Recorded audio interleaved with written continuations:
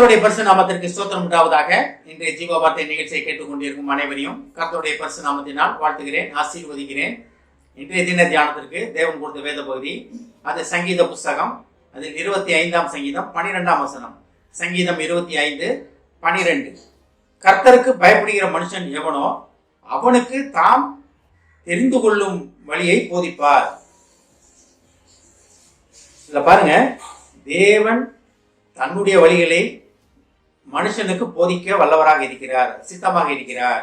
இதுல பாருங்க, அவனுக்கு தாம் தெரிந்து கொள்ளும் வழியை போதிப்பார். அப்ப தேவ வழியிலே நடப்பதற்காக தேவன் தம்முடைய வழிகளை நமக்கு சொல்லிக் கொடுக்க சித்தமாக இருக்கிறார். இதுல முன்னால ஒரு காரியம் சொல்லப்பட்டு இருக்கிறது, கர்த்தருக்கு பயப்படுகிற மனுஷன் எவனோ.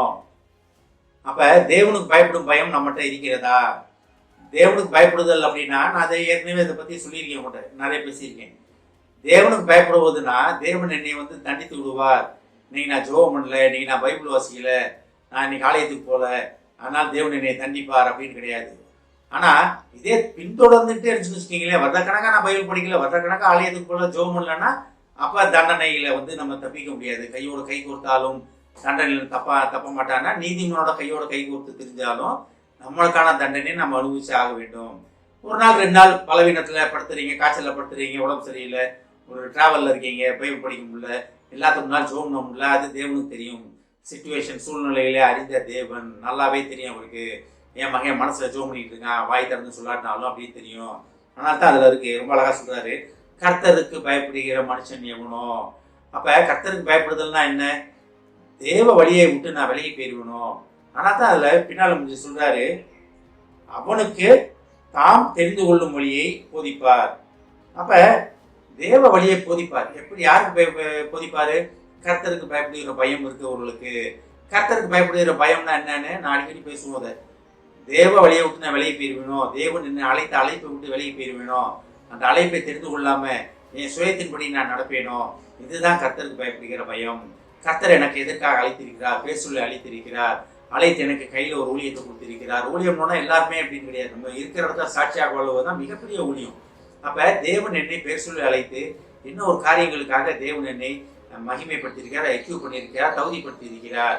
அப்ப அதை தெரிஞ்சு கொள்ளாம நான் இஷ்டப்படி என்னுடைய சுயத்தின்படி நான் ஓடிக்கொண்டிருக்கிறேனா, என்னுடைய காரியத்துல நான் இருக்கேனா, நான் தேவன் ஆண்டவரை எனக்கு இது வேணும் அது வேணும் தேவன்கிட்ட கேட்டுக்கொண்டு இருக்கிறோமா, இல்ல தேவனுடைய வழிகளை தெரிந்து கொள்வதற்காக தேவனே உம்முடைய வழிகளை எனக்கு போதியும் ஆண்டவரே அப்படின்னு கேட்கிறோமா? இதை நம்ம ஆராய்ந்து பார்ப்பதற்காக தேவன் என்ற இதன் நம்மளை அழைக்கிறார். அவர் வழிகளை நமக்கு தெரியப்படுத்துவதற்காக சொல்லுவதற்காக தேவன் காத்து கொண்டிருக்கிறார். ஆனா நீங்க வாய்களை திறந்து கேட்காட்டி அது நடக்காது, அது சர்வ நிச்சயமா நடக்காது. நிறைய நேரம் தேவன் நம்மளை கைவிட்டார் அப்படின்னு சொல்றோம். ஏன் கைவிட்டார்னா, நம்ம தேவனுடைய வழிகளை தெரிந்து கொள்ளவில்லை. ஒவ்வொருத்தவங்களுக்கும், உலகத்தில் உள்ள அனைத்து மக்களுக்கும் ஒவ்வொரு வழி உண்டு, ஒவ்வொரு கிருபை உண்டு, ஒவ்வொரு காரியங்கள் உண்டு. அதன்படி நடப்பதற்காக தேவன் நம்மளை அழைத்திருக்கிறார். நமக்குன்னு ஒரு பாதை உண்டு. சென்னை, மதுரையிலிருந்து சென்னை போனோம்னா திருச்சி இந்த ரூட்ல போறதுதான் வசதி. இல்லைன்னா கன்னியாகுமரி போய் கேரளா போய் இங்க சுத்தி அடிச்சு கர்நாடகாலாம் சுத்தி சென்னைக்கு வருவேன்னா அது ஒரு பாதை தான். ஆனா அதில் நம்ம இழப்பது நிறைய. ஈஸியான பாதை தேவன் வைத்திருக்கிறார். ஆனா தான் தேவன் சொல்றாரு, கர்த்தருக்கு பயப்படுகிற மனுஷன் எவனோ அவனுக்கு தாம் தெரிந்து கொள்ளும் வழியை போதிப்பார். அப்ப இன்றைய தினம் தேவனுக்கு, கர்த்தருக்கு பயப்படும் பயம் நம்மகிட்ட இருக்கா? தேவன்கிட்ட நம்ம கேட்கிறோமா, தேவனே உமது வழிகளை எனக்கு போதிய மாட்டவரேன்னு? தேவன் இன்றைய தினம் இதை கேட்டுக்கொண்டு இருக்க அனைவருக்கும் நம்முடைய வழிகளை போதிப்பதற்காக சொல்லுவதற்காக காத்து கொண்டு இருக்கிறார். யாருக்கு? கர்த்தருக்கு பயப்படும் பயம் இருக்கும் ஜனத்திற்கு, மக்களுக்கு. அப்ப நம்ம எந்த இடத்துல இருக்கோம்? கர்த்தருக்கு பயப்படும் பயம் நம்மகிட்ட இருக்கா இல்லையா? நம்மளை நம்ம ஆராய்ந்து பார்ப்பதற்காக இன்றைய தினம் தேவன் நம்மளை அழைக்கிறார். ஆமென். ஜெபிப்போம்.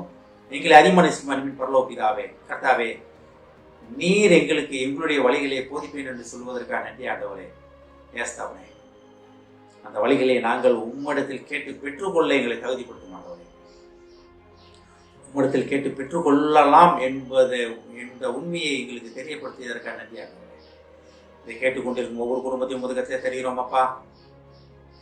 ஆசீர்வதிக்கிறோம் ஆண்டவரே, ஆசீர்வதிக்கிறோம் ஆண்டவரே. நன்மையும் கிருபையும் அவர்களை பின்தொடரும்.